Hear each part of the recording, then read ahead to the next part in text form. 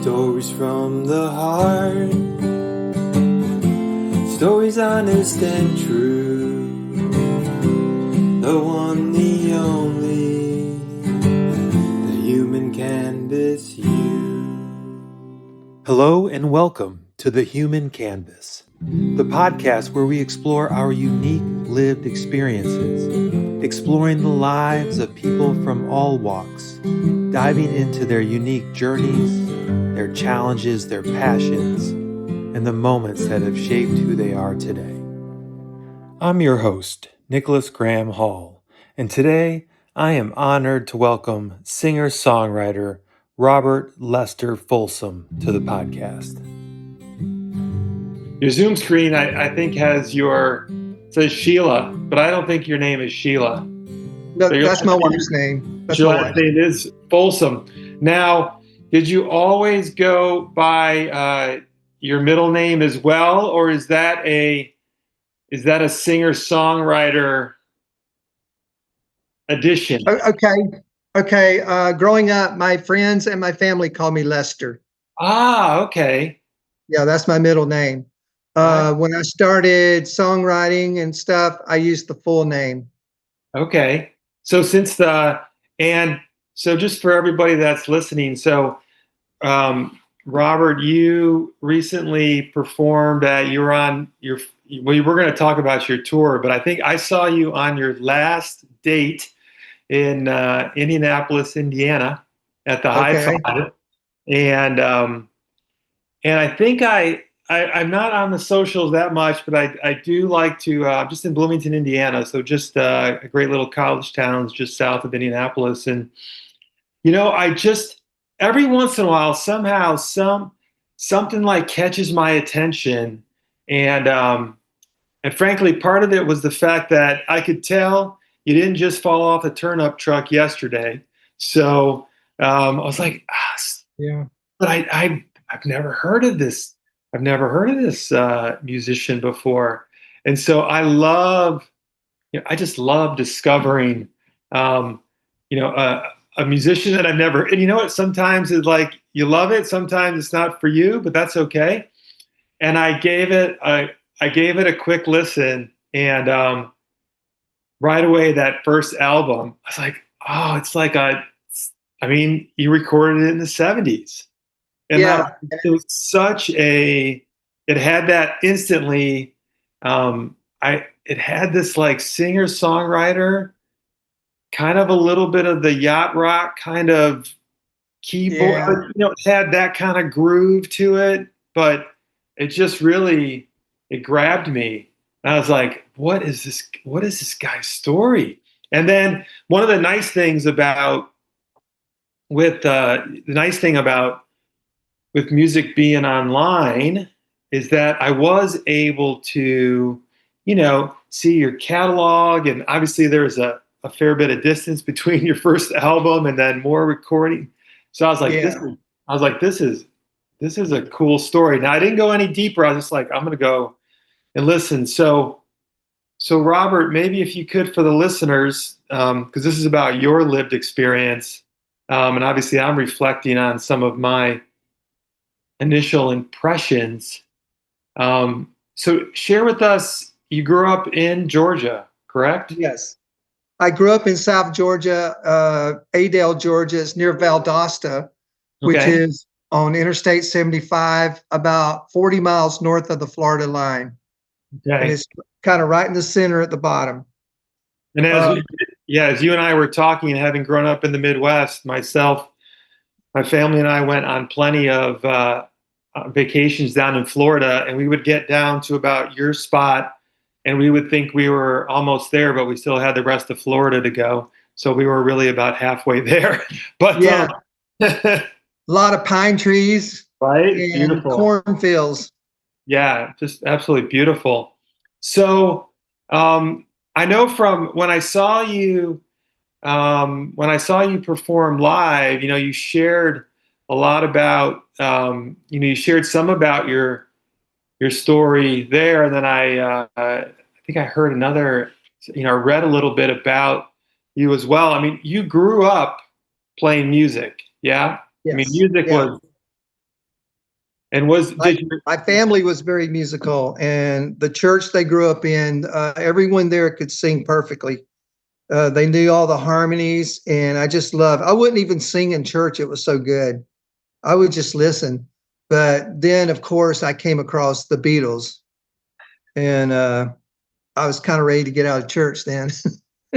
well, so I mean, I was born in '69, so the Beatles had already come to the States, but Yeah, I was the oldest of three boys, and there was not a lot of music in my house. So actually, you know, kind of me, I had the same. I sort of discovered that was like me discovering music as well. yeah, I think my folks had like I don't know Abbey. They had like one Beatles album. So, but that's all it took. It yeah. was Probably Abbey Road. yeah. It was just it was amazing. So and so what are we talking like in the so in the '60s then? Yeah, I was born in '55. Okay. My parents used to be members of the Columbia Record Club, Oh and yeah. they would order records by Johnny Cash, the Platters. They might have had Elvis, Johnny Horton, pretty cool stuff. Fats Domino, and of course, I absorbed it. And the local radio station was AM, but they played all genres of music: Mhm. gospel, country, rock, pop, everything, soul. So, and my parents always had the radio on. And of course, my dad played fiddle and guitar. My mom could play piano. There was just a lot of music in my family. Yeah. And what did you now when I saw you perform, you were playing the guitar, but is that do you play more than just the guitar? I can play the piano. I started with piano lessons in first grade. Mm. Of course, the Beatles came out, and I didn't see a piano in the Beatles at that point. So I said, I want to play guitar now. Right. And my mother bought me a Mel Bay chord book, Mm. and I tried to play guitar. And then finally, I sat down and I said, I'm just going to learn all the chords I can learn. And from those chords, I was able to hear the melodies I was hearing by other people, like the Beatles and stuff on Yeah. the radio. And that's when I started writing songs. I was gonna ask you when do you if you remember writing your first song? Uh, Probably when I was about 10 or 11. But I tell you, the turning point was my mom let me order one record out of her 12, and I ordered Rubber Soul by the Beatles. And I thought I was going to get yeah, yeah, yeah, you know? Oh. No. And that told me I need to write songs. Rubber Mm. Soul, I think that was a turning point from yeah, yeah, yeah. Yeah, that was I don't I mean I'm pretty sure I had every album in their catalog back when I was back when we collected the physical. I had the cassettes and then I had the CDs.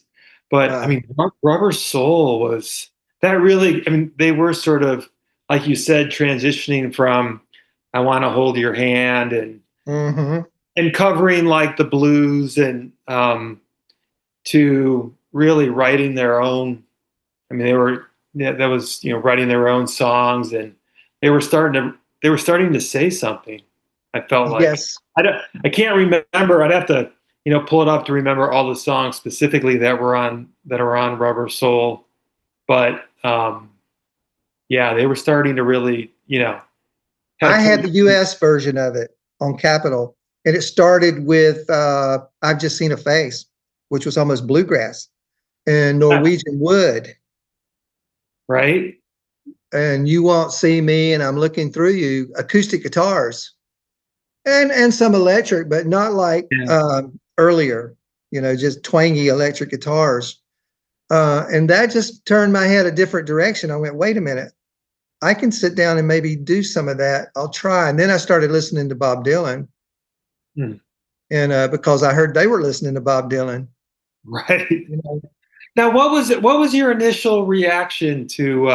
Do you remember like your initial reaction to Dylan? And quite different than the Beatles, right?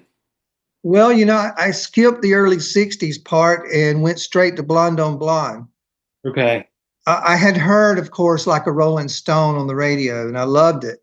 Yeah. But my neighbor, 4 houses down, turned me on Blonde, and the Sad-Eyed Lady of the Lowlands, side 4, 12, 13 minutes. That was so incredible to me. So many lyrics, and pretty much the same melody all the way through. But to me, that was deep. I thought Was that was that pretty deep. was that I mean, I guess having the same melody throughout, I mean, it's almost like when I think of I went to the Woody Guthrie Museum out in Tulsa a couple summers ago. And I Mhm. didn't yeah, I can look up Woody Guthrie and I can listen to it, but I don't know, I really kind of immersed myself being there at the museum, and just such simple, straightforward um melodies and music. Yeah, Um and I did not grow up in a musical household, so it's like, well, I appreciate it, but um anytime, like in my had piano lessons, and then it was like whenever the next sport came up, I was so nothing really stuck, but I always appreciated. Um, but there's something I don't know. I tend to like, and maybe it's because I didn't grow up a musician, but I like the simpler, straightforward kind of songs. And I consider myself more of a lyricist, as I've been starting to really write yeah, songs in earnest, as I say, the last several years. I'm about the lyrics. Like I want to hear and understand what they're saying.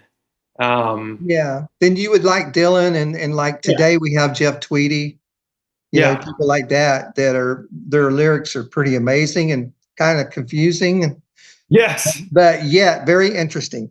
right.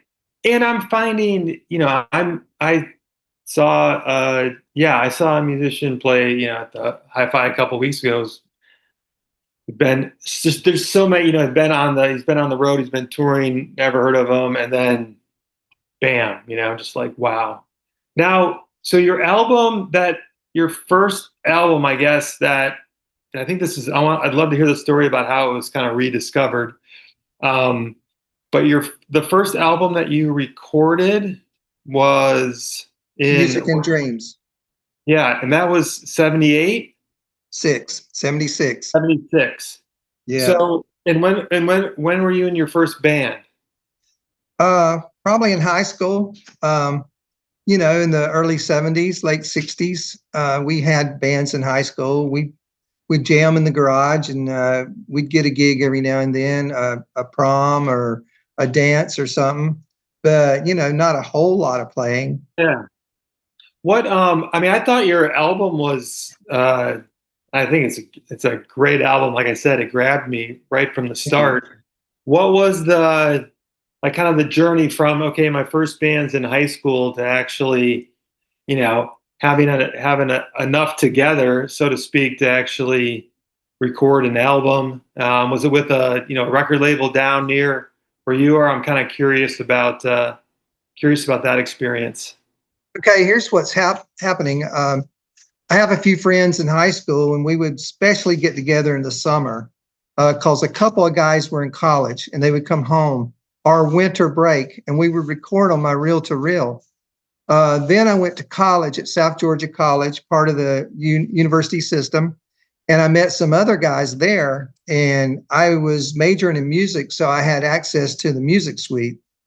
And we would meet in there and practice and record on my reel to reel. And eventually we decided we needed a demo to get gigs.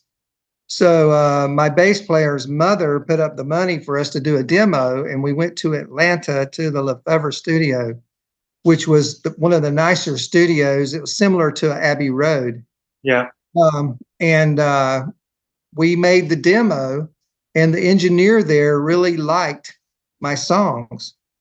And he said, "Hey, you need to come back, and we need to record some of your songs." I said, "Okay, I'll consider it." But we went off with the demo, and it was pretty cool, but it didn't help us get any gigs because we were playing my songs. We were not playing covers. And Right. That's finally, I yeah. said, I think it's about time I looked into making that album with just my songs. And my band was not really happy about playing my songs. They wanted to play covers. They wanted to play heavier music.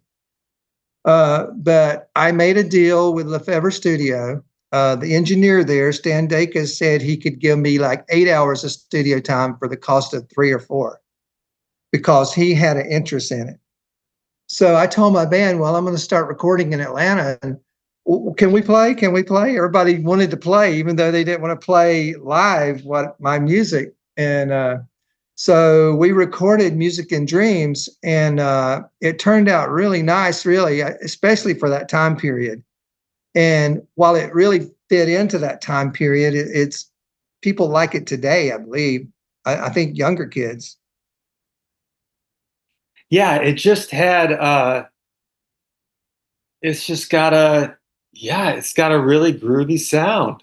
I mean, there's no It's mellow, and we didn't know what yacht rock was back then. well, Now it everyone is. yeah, everybody like looks back and creates I think they create almost you can create a genre like Americana didn't, there wasn't Americana and then, okay, that we're going to create this genre called Americana, right? So I Right. think there's no one's like in the 70s going, oh yeah, we're doing yacht rock. Like what is that, right? So, and does it even really, what does that mean? You play it on your yacht? I mean, it doesn't it doesn't necessarily mean anything. And it's enough now, it gets used enough now that if you say it, you kind of, oh, like Steely Dan, oh, like, there's sort of you have like at least it gives you a some sort of a sense, right? But usually it's probably a disservice. I would say it's probably a disservice to really how full and how rich and how just interesting your album is beyond just like a you know yacht yacht rock. Yeah, some of my early reel-to-reel recordings, sometimes I would lean towards a kind of a bluegrass country sound and then kind of a folk rock kind of sound. And so next thing you know, everybody's saying that's Americana. Right. There was no Americana when I was Right. playing it. Yeah, that would be just like it's almost kind of country. I mean, just almost like Yeah, folky. yeah, folk country or alt folk. I mean, maybe who knows. So Right. so I'm curious. So you record that. So I guess it'd be like akin to a self-produced. I mean, it was a self-produced. You didn't sign a deal with a record label. You just Right. you made it because you had a recording engineer that had an interest. Yeah, that was very important. His interest in the project was very important. I had a few other musicians other than my friends that played on it, and it was studio musicians from the Atlanta area, and that helped a whole lot because we were pretty much straightforward rock and roll kind of thing. And one of the studio guys was really good with synthesizers at the time and certain keyboards to reproduce string instruments. Yeah. Um, you know, we added that in there, and that really gave it a good feel. Um, I have friends or I have fans that like the original demos better than some of the Music and Dreams versions, but not everybody can like all the same thing. You know. Isn't it interesting when I think it's fascinating sometimes when you hear the demo version or I think I was listening to it was an interview of Springsteen and they were talking to him about the one of his albums. I can't remember which one it was, but it could have been. I think it was Born to Run, and they were just talking about and they were playing some of the different versions that they were Mhm. considering, and like you hear a particular song with extra string, like oh everybody was doing the strings or they were doing they were everybody was adding this or that at that time and you hear it and you're just like, oh man, I'm so grateful they didn't add that. But if that's what they added and that's what your brain was trained to like and listen to, that's just kind of, that seems to be how our brains work. We're Yeah. just, I think with Music and Dreams, the idea was every song was not supposed to sound the same, but they were supposed to be consistent with the sound of the whole album. yeah, So yeah, therefore, there was no lo-fi type thing going on. We were trying to get the best we could yeah. project. And so after the album was complete, did you, try and shop it? Did you try and, I had already tried to shop my music before, and yeah, then when I had the album pressed, I paid for it. I got a loan, and I just sold them out of the trunk of my car, like everybody says. I had a Volkswagen Beetle, so that would oh, have been out out of the front of the car. the front of the car? Yeah. Yeah, So and good if I thing put it in the back seat, they would have warped. I know, The right? engine's right there.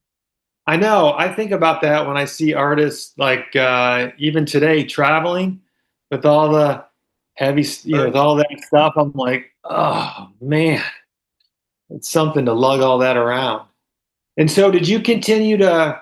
Did you continue to like Did you continue to like do gigs with, playing cover songs and doing? Did you do like weddings and all that kind of stuff?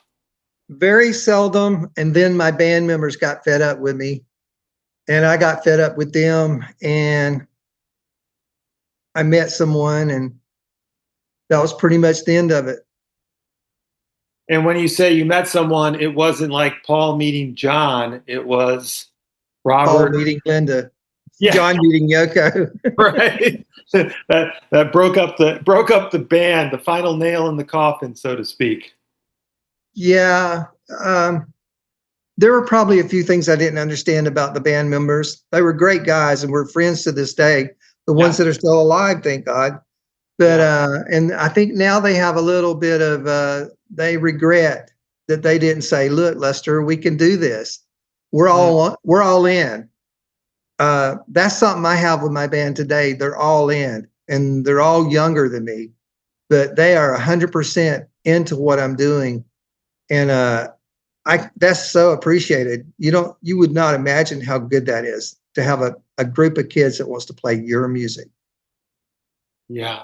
That's pretty odd. Yeah, no, I My could. friends back then were not all in. Yeah, and that I think about it, and I can especially understand. It's like I had more experience kind of in those formative years. I had more sort of experience in the business world with businesses and startup companies and things like that. And until you kind of, whether it's a new business, I mean, a band is a business, right? I mean, and it's Yeah, very much so. And I think people sometimes forget that.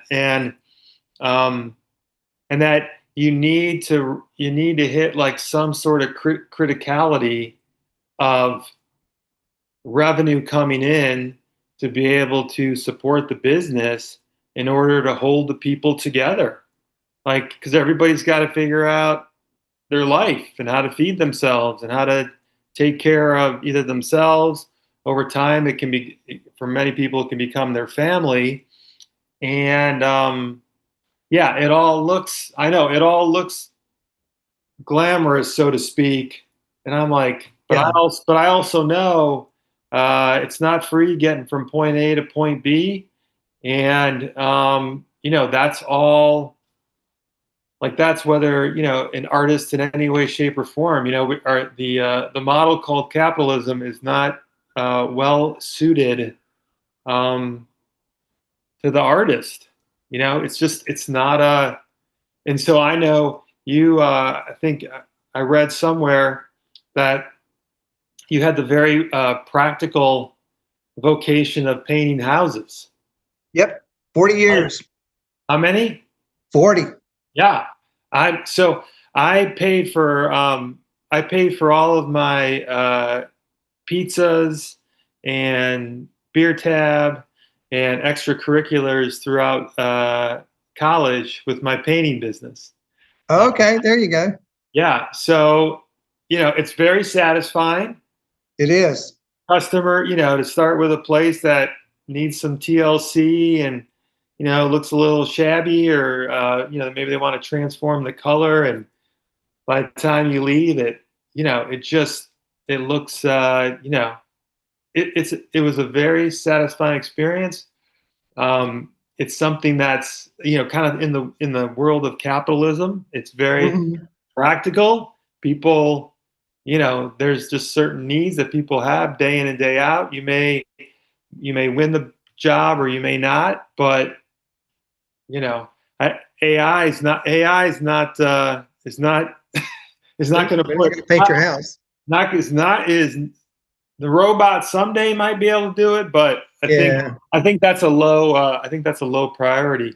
So I'm curious. So there was 1976, and then if I'm thinking about like the um, what I was able to listen to, at least online, is they've issued some of your home Yes. recordings, right? Mhm. So lo-fi, I guess you'd say. Yes. And what's beautiful is that, I think anyway, that with the with like with recordings on YouTube and and the like, we're almost we're okay. Yeah, we can appreciate a wonderfully produced album, but there's something about, we're like kind of okay with all the different types of recordings. Like, even if it's not, you know, Perfect. perfect, there's something, almost as things become more digital and more perfect, there's actually something beautiful about imperfect. Yes. There's something wonderful about, like, not sanding every edge, and not, Yeah. you know, but I'm curious. But then you did start to record again, right? You did go back. Yeah, I did. I had a bass player that had a home studio that's pretty nice, and I was able to get studio time at a good price, and uh, and I liked working with him, and I was able to record some stuff using some of my friends that I would play every now and then with. Some great guys, most of them close to my age, and we did do a show in New York, and we did a show in Chicago, but the word I got from them is like, look, we can't do this all the time. And we have our regular jobs, we have our families. And I just simply retired from the painting business and found a group of kids that were willing to just take off. And And so when did you start record? When did you start to do some? Have you done additional full length records? yeah, and I released them on like Bandcamp and stuff. Yeah, yeah, yeah. I've Um, heard stuff. Yeah, yeah, I did one called Beautiful Nonsense, and it was picked up by a label in Japan to be released on CD when CDs were all the thing.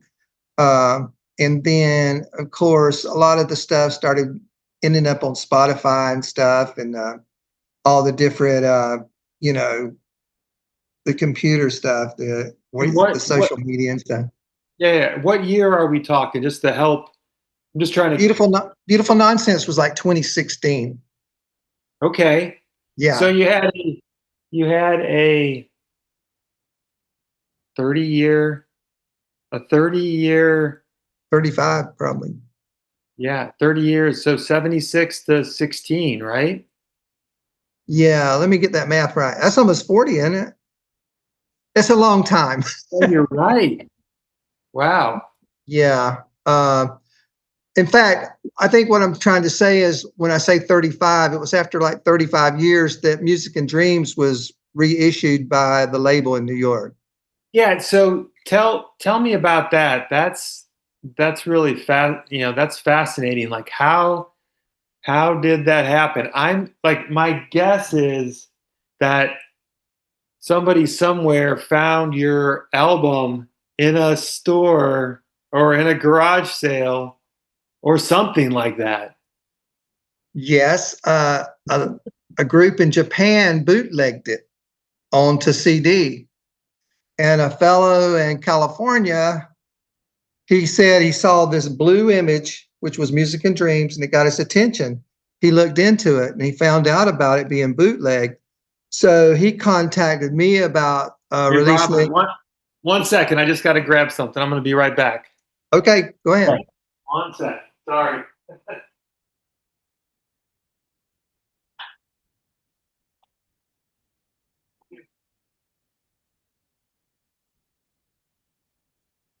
Yes, I'm giving away that I'm recording at my home studio because I just had to sign for a delivery. I tried to schedule it at a time when I wouldn't be talking to you, but so it sounds like someone in Japan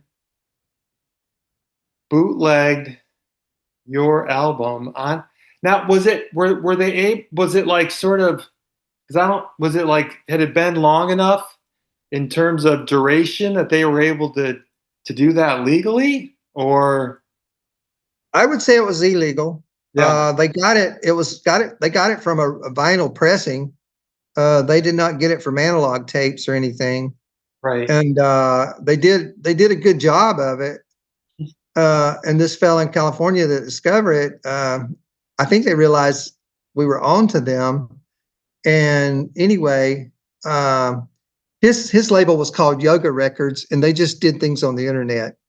Right. But he told a guy, Keith Abrahamson in New York, Brooklyn, at Mexican Summer about it, and he was interested.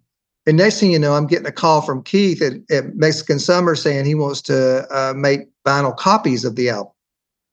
And I signed a contract for that, even though I thought it was amazing because I thought records were over. Right.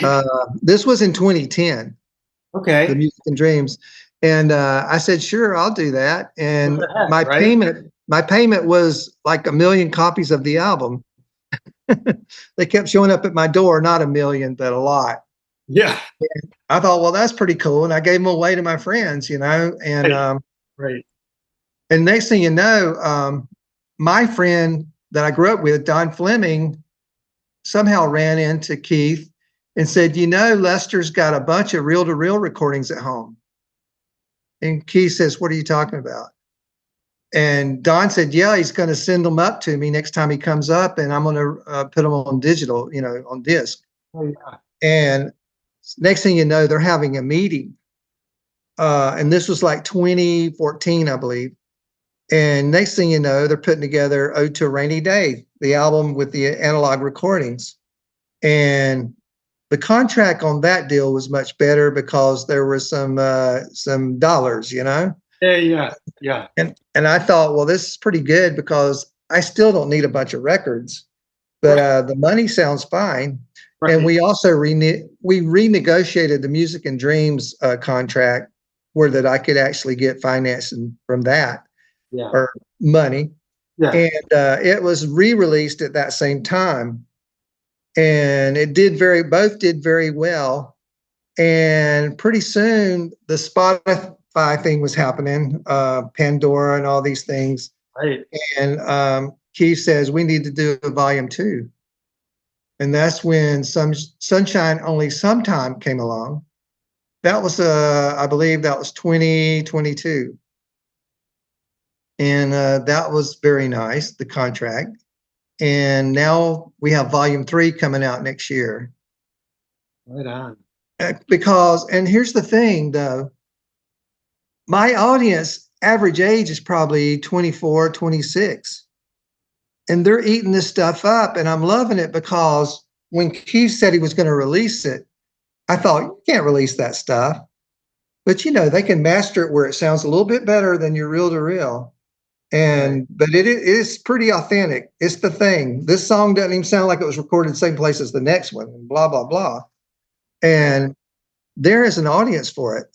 And I say kids, and I say it in a kind way. I don't mean little kids. Anyone younger than me is a kid, seems like. But when these 20-year-olds are telling me how much my song means to them, and the recordings, suddenly I go, hey, I need to appreciate what I've done. Mm. And basically, what we're doing with the tours now in the band is we're recreating those songs a little bit tighter and a little bit more today sounding. I mean, we cannot mimic or copy exactly how I did it back in the time. Music and Dreams is pretty close, but and the kids, I say that very reverently. I mean, I appreciate them. They're loving it, and I think they love the fact that my band is their age, most of them. Right. And my band members, they went home and they studied my old recordings. We rehearsed, and they were playing the parts that I had done 50 years ago. I went, you nailed it, Kevin. Or my God, Jeremy, you got that lick just right. Yeah. And it's only because they love it. I mean, at first it wasn't about any money. I mean, we're making money on tours. You know, they're not making the money from recordings because they were not on the recordings. Right. But they're playing it, and I'm paying them as nice as I can. Yeah. And it is a business. You were right a while ago. It really is a business. And I almost think it's bigger than I am now. And it also is, we're a family. Mm. Me and these guys that are going around touring and playing these songs, we're a family. It's my second family. Yeah. And Nice. as long as it can feel that way, and everybody's getting paid as well as I can pay them, I think we're on to something. I'm really loving it.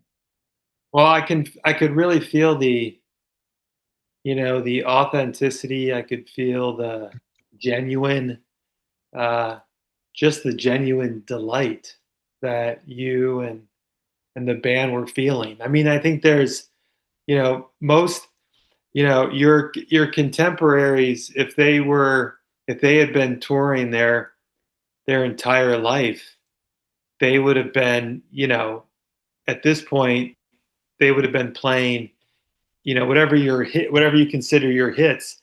This would have been like the, you know, 10,000th time you would have played it, right? Yeah, yeah. And trying to still get excited about it is, that's not necessarily the easiest thing to do. So, I think the only way I can still be excited about my own music is the fact that I haven't really been playing it regularly for many years. And now I'm enlightened by the way these kids want to play it. yeah. And Now, how, are the kids, do they actually happen to be, do they live near you, or are they all yeah, over the place? Yeah. yeah, Jacksonville, Florida is a big land area city. It's on the northeast coast of Florida. I've been And there. oh, half my band lives at the beaches, and I live inland, more in the city. So you're in Jacksonville? Mhm. Oh, okay. I misunderstood. I thought you were still in Georgia, so you're in Jacksonville. No, Yeah. I'm pretty close to Georgia. Yeah, It's yeah. right up the road. Yeah. No, you know what? I have a friend. Do you know the band Focus People? I'm not sure. It's the lead singer is her name's Stacy. I'm trying to think of her last name, but I met her because she and her band played at South by Southwest. Yeah, folk is people. Yeah. Yes, I know them. Yeah, I'm sorry. Yeah. I thought you said focus people. No, no, yeah, right. I Yeah, know. Yeah, yeah, I know of them. is people, yes. Yeah. And I just reached out to her. She's kind of working. I think she's working full time at a local NPR Oh, okay. station doing like podcasts and stuff. But Her name's Stacy. yeah, Stacy. Yeah, Mm. yeah. And so I actually my friend and I visited her. Everything is like, was it before COVID or after COVID? I think it may have been just before.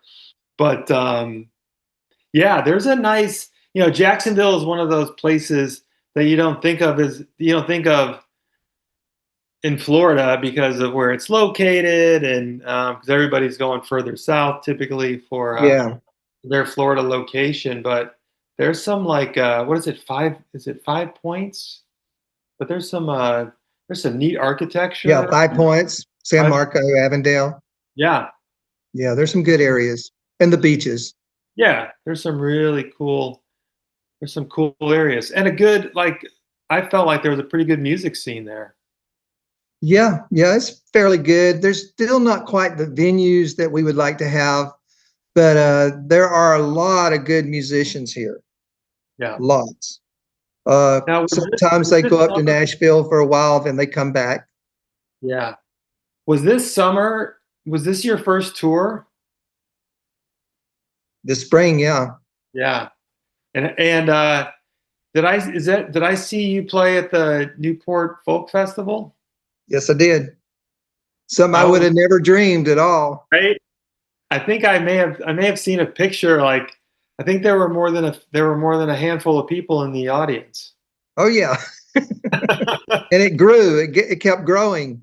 If you could see the lineage of the pictures taken, it got deeper and deeper because we were one of the first bands to play on Friday. We What played was at that? 12 o'clock. What was that like? Surreal. Yeah. Just the fact that we had the wristband and the patch. I had my own trailer with my name on it. We were free to go anywhere backstage to any band that was playing that day. I got to meet a lot of people, a lot of artists I'd never heard of, but the kids had. Yeah, yeah, And yeah. I got a few shout outs from some of them, and it was really cool. I mean, it was like, to me, I told people it's like a huge camp where all these happening artists are, Yeah. and fans get to come in and mix with them. But of Yeah. course, you had to be the artist to go backstage. Right. And I and imagine I that was imagine amazing. yeah, and I can imagine given that that was your first time, Yes. you say surreal. Like Yeah. because you know, just gosh, again, We were how many years ago you recorded your album and just like you got to be just like pinching yourself like I can't believe this is happening. we were treated like royalty, I tell you. And to be there to shake Kenny Loggins' hands and talk to him when he comes off stage, or Waxahachie, or to be looking up at Jeff Tweedy, all these people, it was just incredible. Alex G, it's amazing. Geese and Goose, How both so bands. how many dates did you do on the tour? 13. 13? And We went up. you have plans to go back out again? Oh yeah. In fact, before we did that tour, we did a West Coast tour. Oh, okay. Yeah, we and sold out the Troubadour, the Chapel in San Francisco. We sold out about 5 shows. Sold out Denver, Portland. We played Salt Lake City, Boise, Idaho, Seattle, San Diego. Then this tour we went up into Canada. We did Montreal, Toronto. We played Brooklyn, Philadelphia, Washington D.C., Indianapolis, Chicago, three places in Ohio: Cleveland, Columbus, and Cincinnati.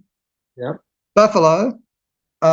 Then between those tours, we went up into Atlanta, Chattanooga, Nashville, Savannah. That's kind of a little southeast thing. Yeah. Now we're in December. We're going up into the Appalachians, starting here in Jacksonville, Charleston, Charlotte, Columbia, South Carolina, Durham, Lexington, Kentucky, Nashville again, Atlanta again, Athens, Georgia again. I call it the Lower Appalachian Tour. And then next year, got a Yes. lot of plans for next year. Yes. We're playing the Luck reunion for Willie Nelson in March, Oh, wow. and we'll do a few shows at South by Southwest. Ah, beautiful. I mean, it's just popped wide open. Yeah. It's really incredible and unbelievable. What what do you so now that you've been on a few these tours, what are you loving about it and what is there any dread? And if so, what? I used to have this anxiety when I would just play once or twice a year local. I don't really feel a lot of that because somehow or another, when that first tour on the West Coast started in spring, and the reaction I got from the fans, uh, and then talking to them after the show, I just loved it. I ate it up. I loved it. Mutual. I appreciated them, and they appreciated me. They couldn't believe I was out there. I Right. imagine half of them couldn't believe I was alive. But and to see and hear me up there kicking out the old songs with these young guys and just smiling and loving it. There's no better thing in the world for me right now. I mean, it is the thing. I had music and dreams. The dreams come true. Now I'm on a mission to share the fact that dreams can come true. Yeah. Yeah, I one of the things I love with creativity and with, being an artist is that it's like you you have this permission to be able to just keep creating, Yep. right? There's not, you know, there's not this, oh, it's time to read. I mean, Willie Nelson, right? I mean, it's still doing it. And there's a certain appreciation, like we understand an artist, at you understood that Johnny Cash, when he was performing later in his life, wasn't going to have the same tone, right? I mean, it's the same, Hmm. but there's like it's almost like you get to be more human, right? Yeah. You get to be you're expected to be more, even more authentic than ever, and yeah, it's really Well, something. there's things you don't have to worry about anymore. You've gotten past all that. Yeah, Uh, it's like you ambition. can, it frees you up. It frees you up. Right. It must be something rhythmically to be away from home that often, for that long. Do you like being? I mean, do you like traveling? Did you like the experience going from town to town? There's things I like and things I don't like. I enjoy the travel and seeing the country, Yeah, places I've always heard of, never seen. Most yeah, of them I have never seen. yeah. Um, Sometimes where you sleep is not so great. I mean, there's nice motels and there's supposed to be other nice motels, and they're not.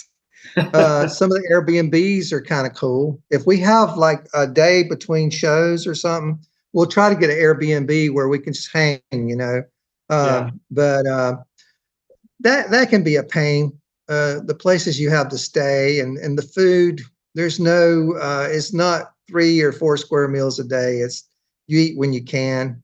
right. You eat what's there. Uh, it, that's not so great. But I tell you, the shows, the traveling and seeing the country and the people, and then meeting the people that appreciate you, that makes it worthwhile. Totally, totally worthwhile. Nice. Well, that's inspiring. Um, I am certainly, like I said, I'm inspired. I could just, I could sense you and the rest of the band's joy and excitement being on the stage. It was infectious in the crowd that was There's there to, nothing wrong with inspiration these days. right? Oh, not at all, not at all. So when are you expecting the next album to be Uh, released? the label told me early next year. I'm thinking February, March. Yeah, the songs have already been picked out. Yeah, That's another fun thing is like I have so many old recordings and I pick out like 20 to 30. I get my engineer here to make a nice recording of them to send to Keith, and then I wait a while and then he sends me the list of the songs that'll be on the album, and I'm always surprised. I'm always really surprised by what he picks, but he's an A&R professional, so I have to trust him.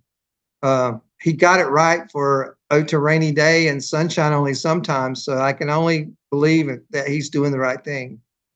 I think, that's actually like, that's nice to be able to, like, an example, having, worked with like an architect before on building a house, that there's a certain like trust I have in myself to at a certain level, but Mhm. then you want the architect to kind of come up with some ideas that you wouldn't have come up with yourself, and to see something that you can't see yourself. And I imagine, a similar, that you've got someone that can hear, all your ideas, right, which are all your songs, and being able Mhm. to kind of choose what they see and they hear something that's even bigger than you might necessarily see or hear for yourself.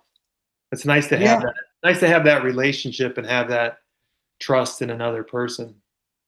Well, another thing that's interesting is I was trying to think of a good title for the third issue of the archives.